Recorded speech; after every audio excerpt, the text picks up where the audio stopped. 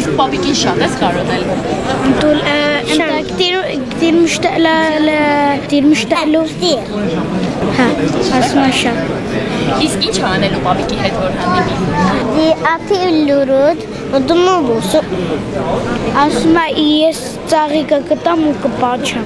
Զվարթնոց օդանավակայանում ծաղիկները ձեռքին, ժպիտն ու արցունքը աչքերին պապիկին գրկող ու թրջկոտող այս երեխաները Երևան-Հալեբ 1300 կիլոմետր երկարությամբ կարոտի խորհրդանիշն են։ Օդանավակայանի օդն այսօր սկզբում լարված էր սպասումից, հետո կարոտը հագեցնելու հնարավորությունից առաջացած հրճվանքից։ Ուրեմն ես այսօր ընկերուհիս պիտի թիմավորեմ, որ 2.5 տարի արդեն իրեն չէի տեսած, համաձայնած էինք, որ Լիբանան տեսնվենք, բայց արդեն ճամփորդությունը Հալեբեն եղավ եւ հիմա պիտի տեսնվենք, շատ ուրախ եմ, որ 2.5 տարի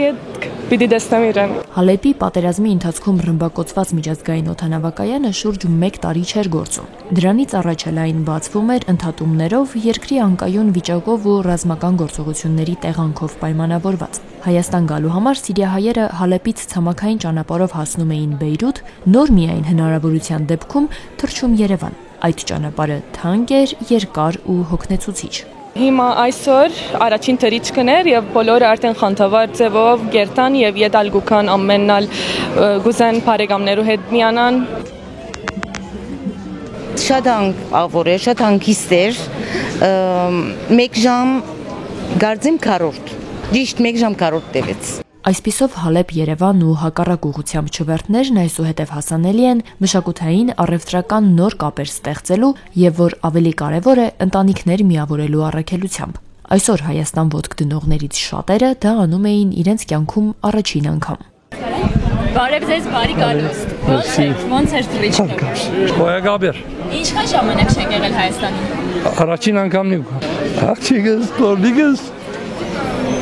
Թորլիգս ամենոսել։ Ավագ սերնդի ներկայացուցիչները հիմնականում պնդում են հետ ենք գնալու, երիտասարդներն ասում կփորձենք համոզել, կմնան։ 1-2 ամիս վերջին երթամ ետ։ Չեմ ուզում ներտա։ Փորձում ենք մնա։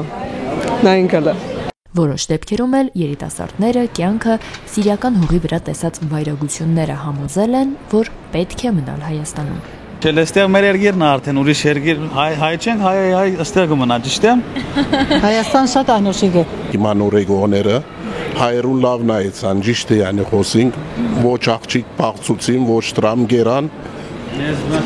Մեզի վնաս չդվին կսիրեմ մեզի, բայց ավաղով չես, դունի մեջն ես կվախնաս։ Բաճարը պատրաստ է, կամ գսեն առաջվա գարավարության հետ էիր, կամ գսեմ էր թեմեիր։ Դու ոչ ասանգես, ոչ ասանգես, բայց հայերուն փամը չրին։ Լավ էր, yani քաղաքը լավ էր, ապահով էր Հայաստանին պես քողություն, մարզպանություն չգա, լավ էր։ Հիմա ասոնք ամեզի փամը չրին։ Իրենք